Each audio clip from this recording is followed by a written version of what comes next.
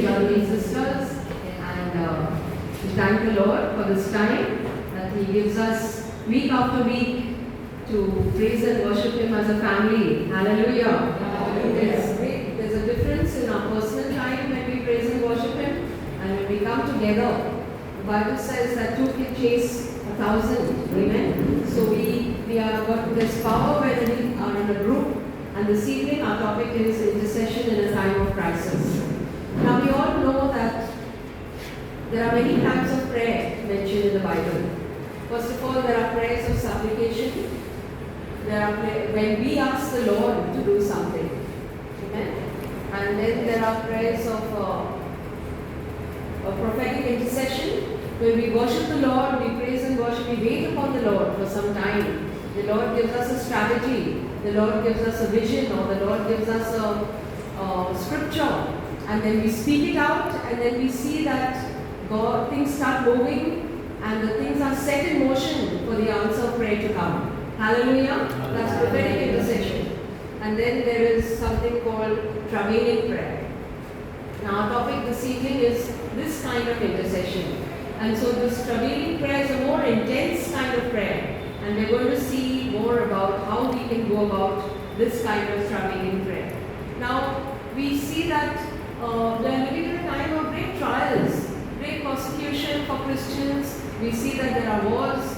And when the disciples asked Jesus, tell us the time of your coming, second coming. Tell us the time, what will be the signs that there will be before you come again.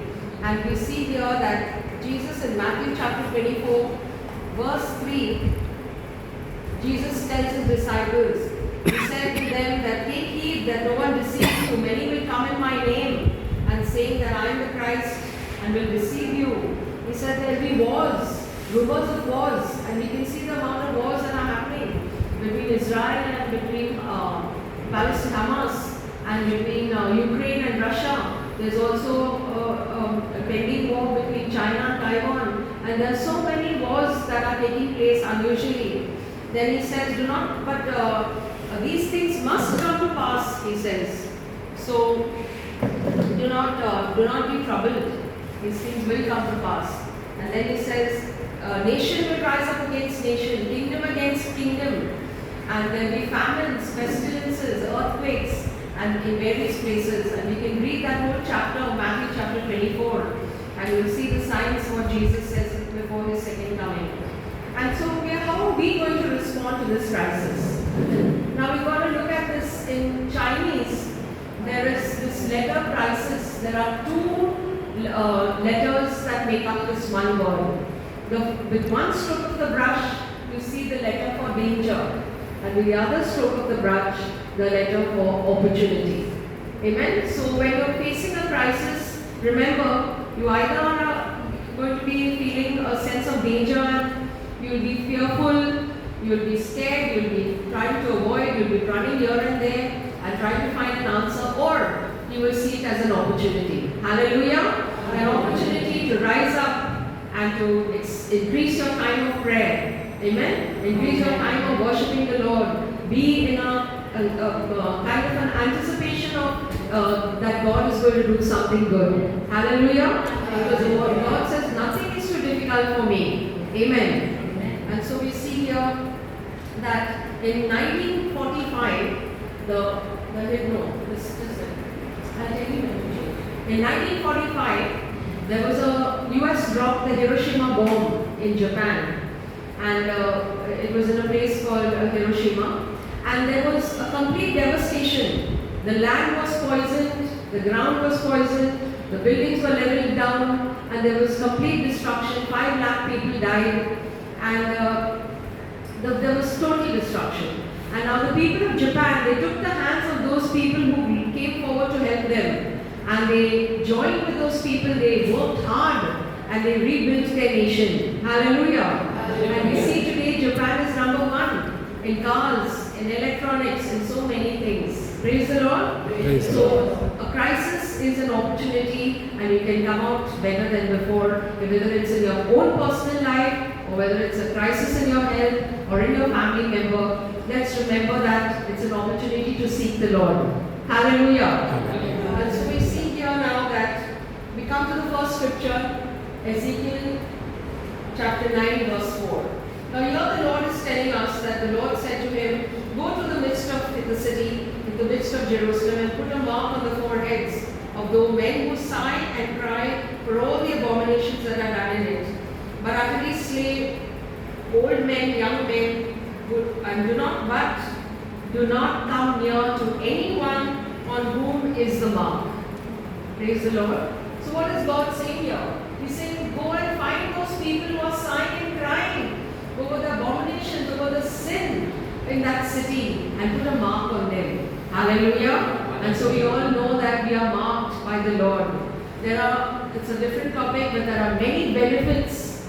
There's much protection. There's much blessings for those who are intercessors and who pray for not only just your own family, your prayer group, your church, and for whatever God shows you to pray for. Amen? You're marked with the blood of Jesus, just like the people in Israel when they were coming out of Egypt. The Lord said, put a mark of the blood of Jesus on the doorpost. Amen? On the lintel, on the doorpost. And the angel of death would pass by them. The firstborn of every person whose blood was not there on the door, the angel of death entered in, and the firstborn died in that family.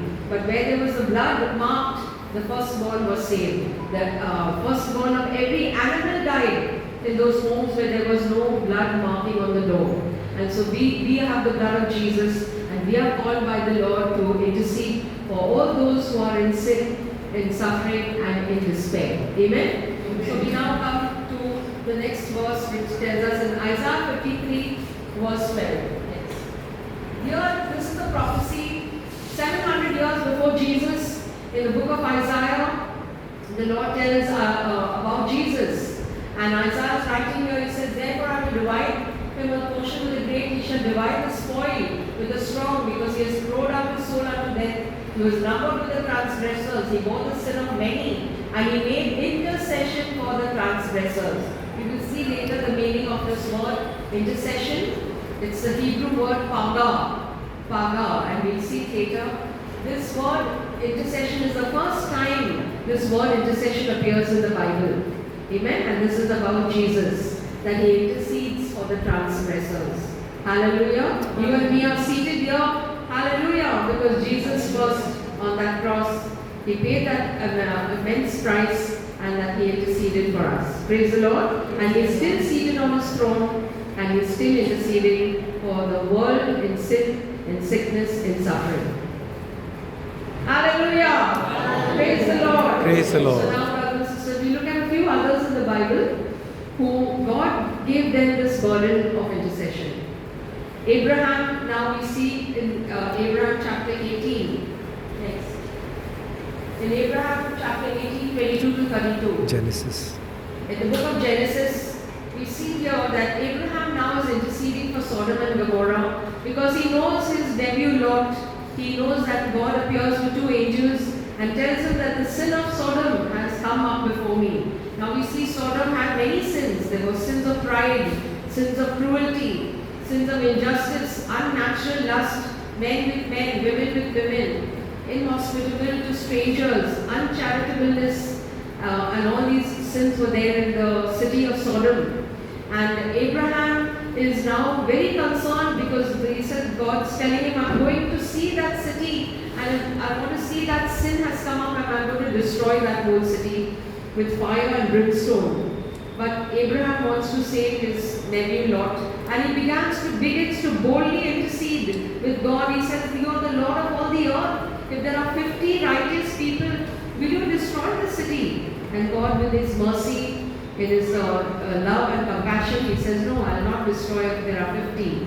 Then Abraham becomes bolder. He says, if there are 45, if there are 40, if there are 30, if there are 20, if there are, finally he stops at 10. If there are 10. And I heard some commentators say, if he had carried on further, maybe God would have spared that city. But he stops at 10. But finally, his nephew Lot and his two daughters obey the angel, and they come out of the city, and the God rains down fire and brimstone, that whole city was destroyed. Amen. We all know the story of Lot. His wife turns back, she becomes a pillar of salt, and all that. Now we see here the next person is Jacob. Now Jacob here in chapter Genesis 32, 24 to 32. This is a very good verse if you could read it at home. Genesis 32, 24 to 32. The verse starts with saying, and Jacob was left alone.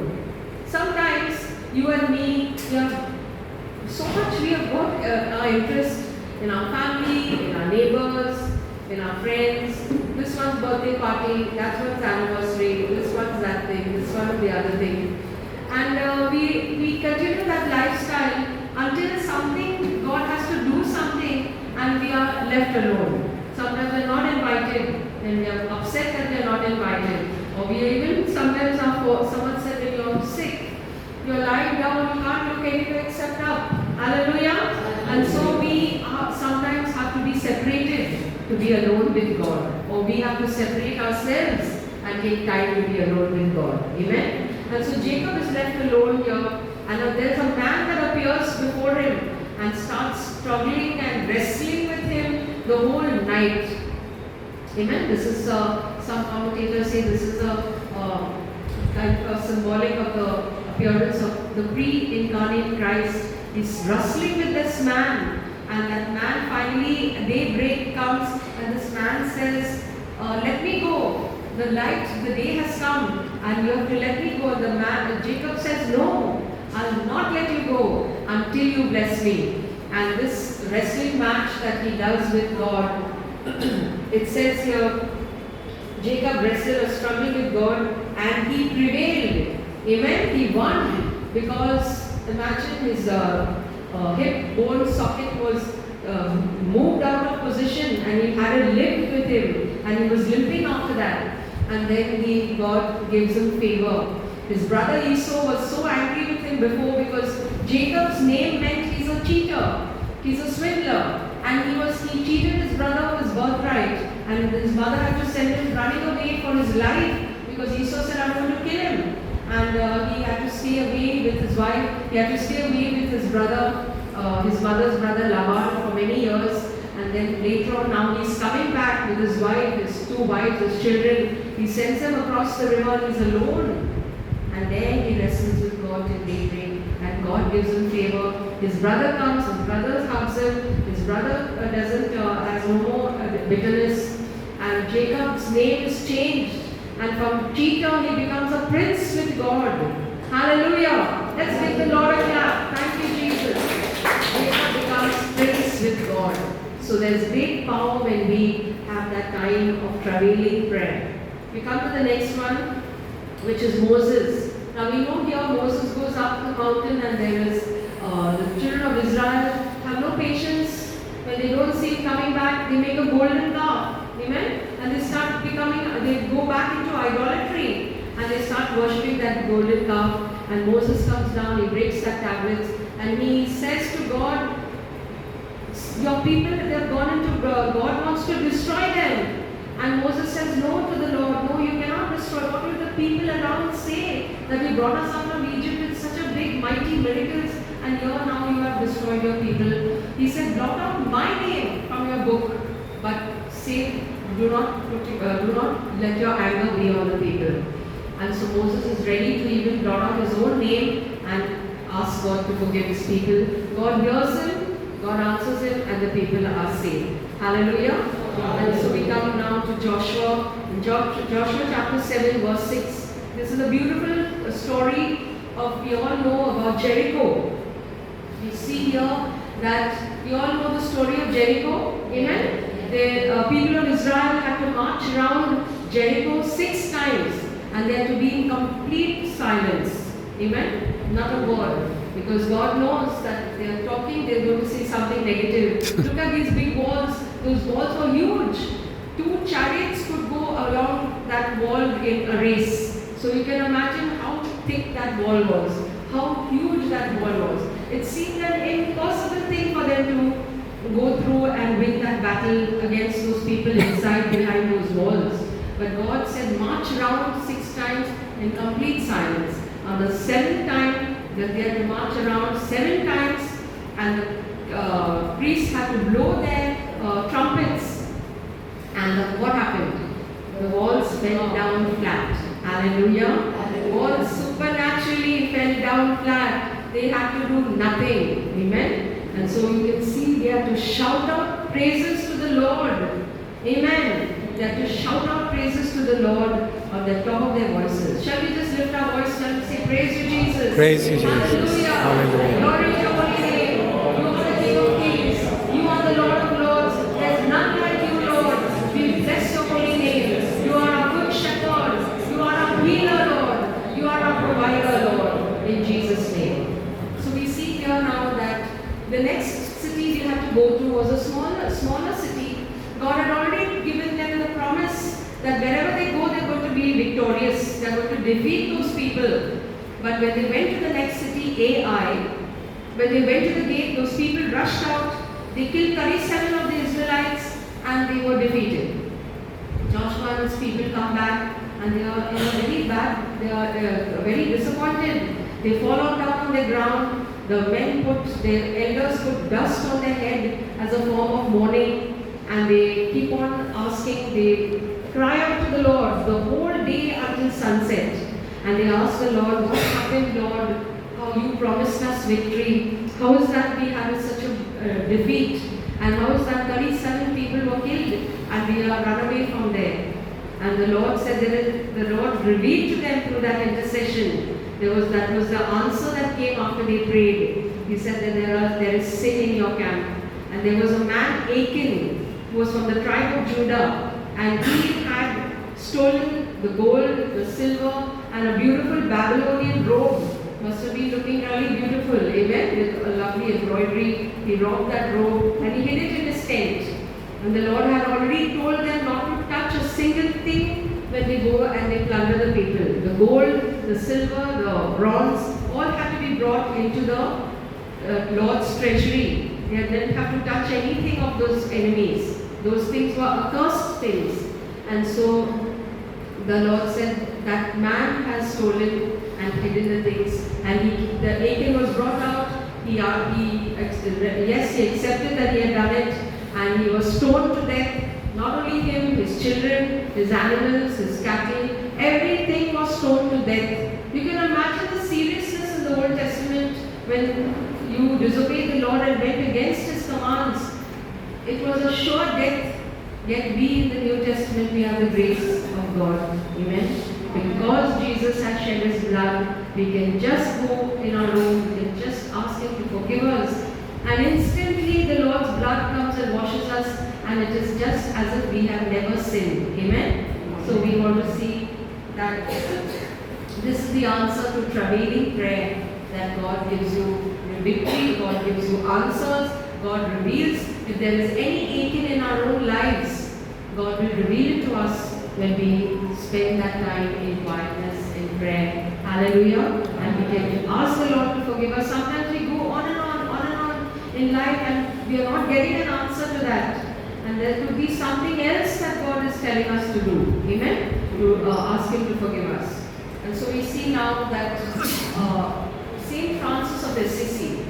Now St. Francis of Assisi is a very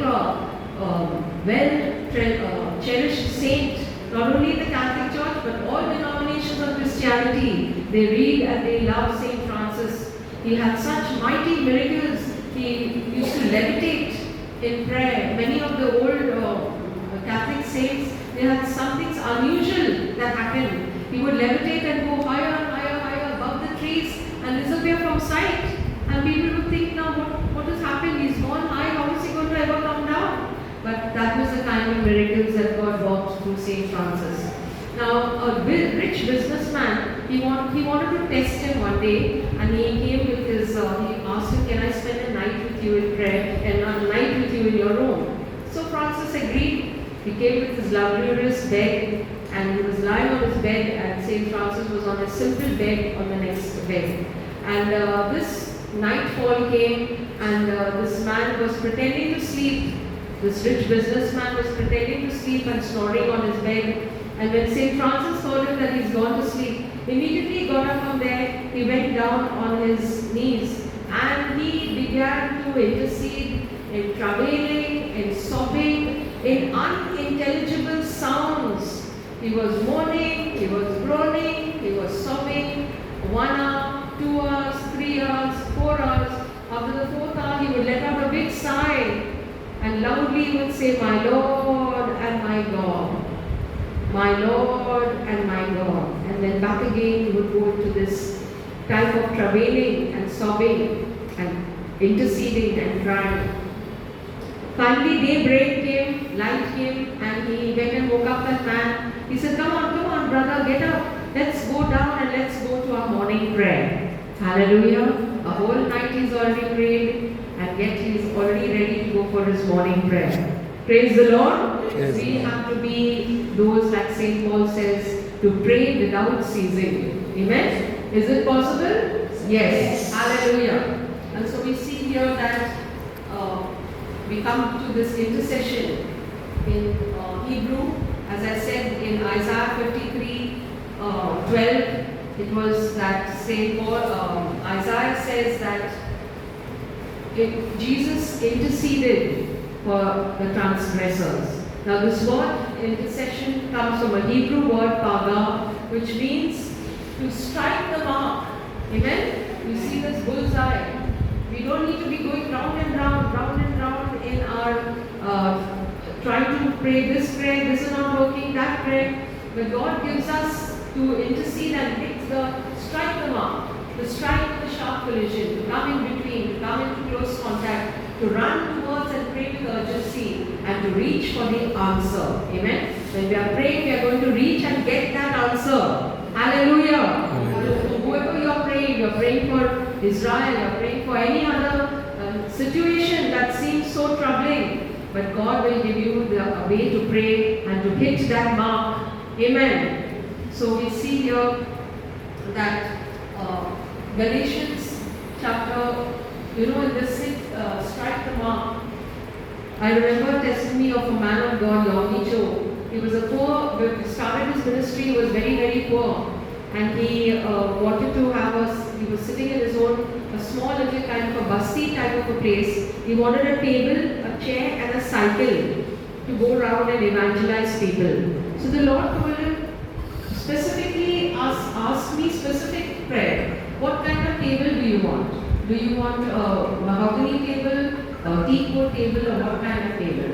So then the chair, he said, what kind of a chair do you want? You want a station sitter, straight back chair, you want a swiveling chair, or what kind of chair? And then finally he said, you want what kind of cycle you want? You want a Korean cycle, you want a Japanese cycle, you want an American cycle. He said, I want an American cycle. So finally, after a few days, another missionary was leaving Korea and going away back to America. He said, come to my house and take whatever you want from there because I'm leaving. So he went in, he saw a beautiful table, that was a teakwood table. He saw a lovely chair there, that was a swiveling chair. And then he saw a lovely cycle there, that was an American cycle. Happily, he got answered all the 3 prayers, and he took those items and he went back home and he rejoiced and he used them to serve the Lord. Hallelujah. Let's give a big clap to the Lord. Thank you, Jesus. So now that is the type of prayer we should be specific when we are praying. Now, Galatians chapter 4 verse 19. Here we have come to the New Testament and we are looking at St. Paul. He says, "You are my little children of whom I travail in birth again, until Christ be formed in you." Now this word here is travail. Once again we have come to the travailing kind of prayer, which means from a Greek word odino, experience the pain of childbirth. Amen? So now Paul here is telling the people in Galatia that he has already given birth to them. That means he has already brought them to the Lord. But after he has brought them and they are converted from Judaism, he has converted them to Christianity. After they have become Christians, the Judaizers are coming there and leading them back astray, putting them back into the law. Amen? So Paul is very concerned about it and he starts travailing and interceding for those people whom He has already brought to the Lord. Now, as parents, we sometimes plead with our children. We want our grandchildren to serve the Lord. We want them to know Jesus. We want them to be away from bad company and all that. But we don't find that they are ready to listen. Amen? Because Ephesians chapter 6 verse 12, it says, we wrestle not against flesh and blood, but against principalities, against powers, against rulers of darkness of this world, against spiritual wickedness in high places. And our beloved youth are attacked by these invisible spirits. Amen? Now they are immature, they do not know that the invisible powers of darkness are working against, trying to stop them. But we as mature Christians, we have to travail and intercede for them. Amen? So Paul says, I travail as in birth. Now a mother knows when you give birth to a child, you go through the valley of the shadow of death. That means you could even lose your life. Amen? There are many women who lose their lives especially when they are giving birth. They start bleeding profusely and before it can be stopped, they lose their life. So we know here that that is the kind of agony, that's the kind of pain, that's the time of sorrow that we need to have when we are travailing in prayer. This word travail, next, it says strong cry, groaning, wrestling, real physical agony like to childbirth, a burden, a feeling of sadness, a feeling of concern, even anxiety. This kind of prayer is intense. It's usually just as the mother has to go through that pain and then the child comes forth. That's normally the last kind of prayer we make before our answer comes. Amen? We have tried many things and this is the last kind of prayer that we make before the answer comes. Hallelujah. And so we see here Saint Ignatius. At the turn of the 20th century, he said, we should ask God for the gift of tears.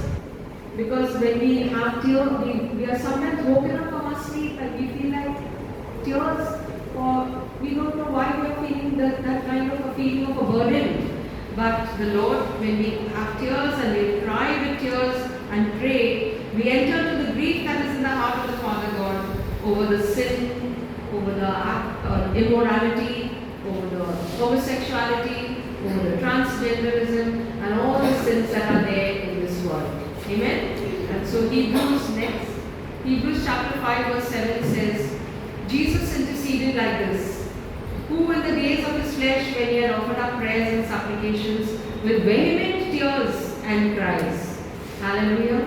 Jesus himself interceded with vehement tears and cries. Hallelujah. And so we see here in John chapter 11, we're coming to the end now. In John chapter 11, we see here Mary and Martha, they send a message to Jesus and say, your beloved friend Lazarus is sick. But Jesus waits 2 more days and he sort of delays it. And when he comes back, he finds that Lazarus has already died. So Martha comes to him and tells him, if you were there, my brother would have not died.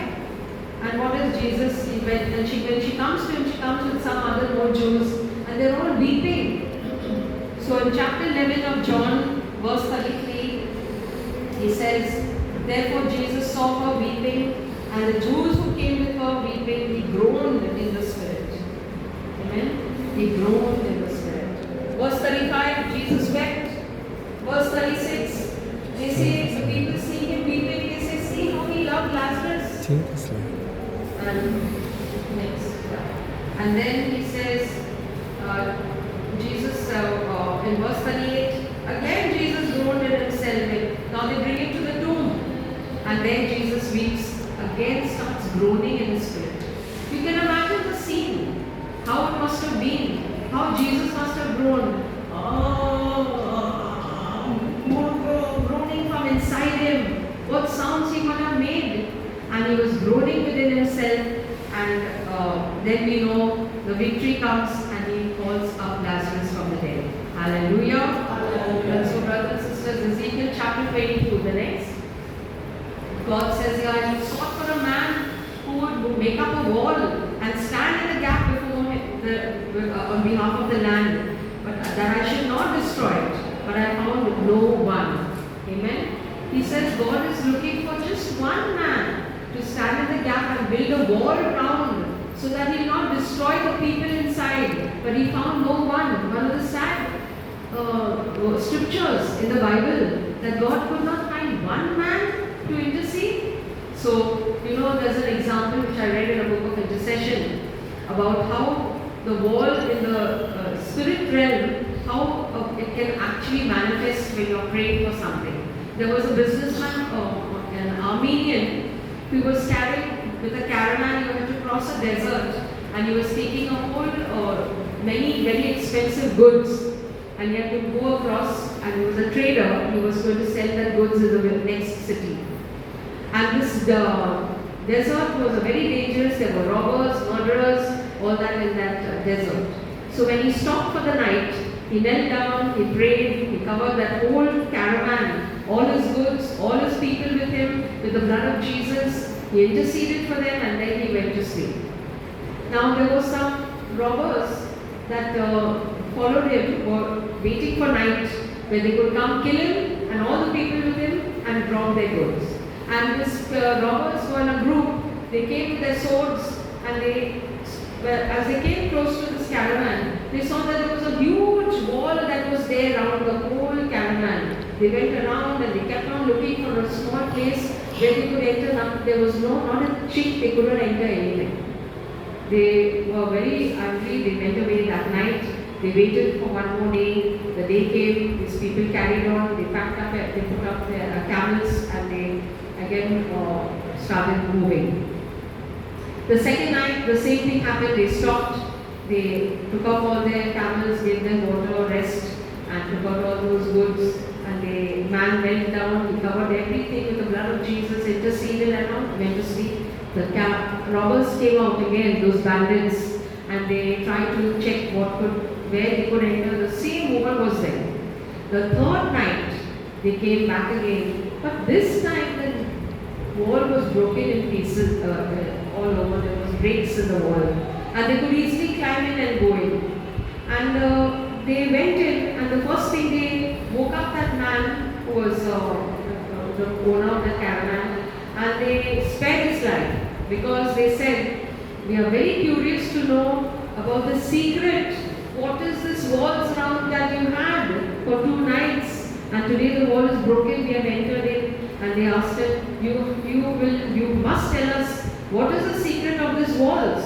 So this man was very surprised. He said, I don't know anything about these walls.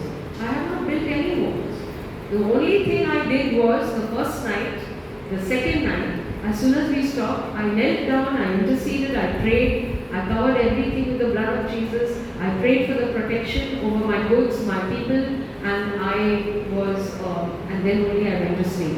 It's only on tonight, the third night, I was so exhausted, I was so tired that I just didn't pray, I went to sleep. And that is the night that the walls were broken and they could come in. Hallelujah! Hallelujah! Hallelujah. And so, brothers and sisters, we are called to build. Ezekiel chapter 2 verse 5 calls these walls that protect us, the walls of fire. Amen? The enemy cannot penetrate. Even if your children or grandchildren are somewhere else in another part of the world, when you cover them with the blood of Jesus before you sleep at night, when you intercede for your family members by name, nothing, the enemy has no power over them. Amen? There was a woman who was interceding for her sister, and in the middle of the night she got up and she suddenly felt her sister was in danger. And she stopped, she didn't go back to sleep, she knelt down and started interceding with great agony for her sister, and she finally felt the peace of God after some time when she went to sleep. When she met her sister later, they exchanged notes, she said, on that night, and they found out she had written in a diary the time. It was the exact time her sister had got up. Her sister had gone to the sea. It was a pitch black night. The waves were roaring around, high waves were there, and she was planning to throw herself into that sea because she was going through a very difficult time. She had no way out and she wanted to end her life. But she said there was some invisible kind of hands that were holding me and pulling me back, and I could not in my life. So brothers and sisters, the Lord has many plans for us. Maybe we are even senior citizens, we may have finished our duty with our children, but God has many more spiritual children for you to birth.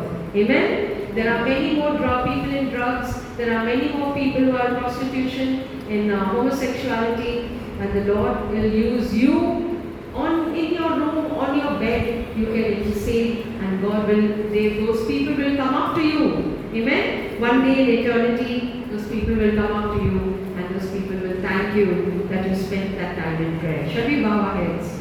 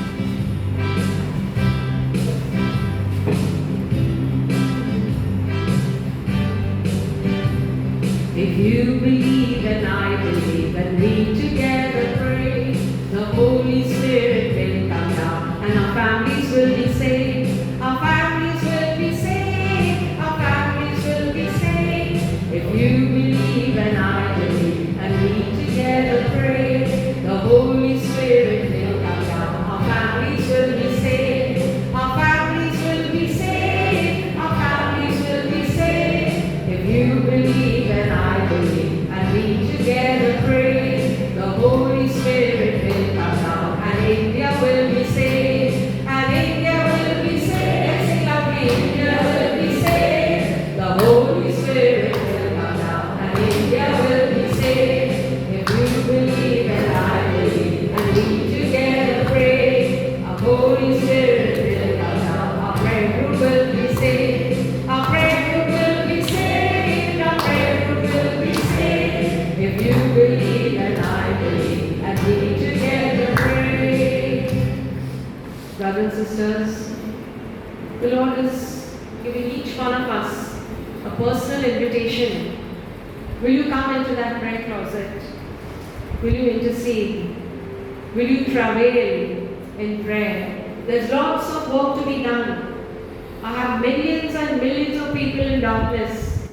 Millions and millions of people are searching and struggling.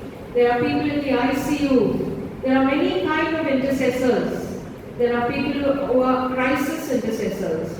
When somebody is in a crisis, an accident, or in a dangerous situation, there's a fire, there's an accident, there is some murder, I wake you up at night, I give you a sense of burden, a sense of danger, and I rely on you to intercede.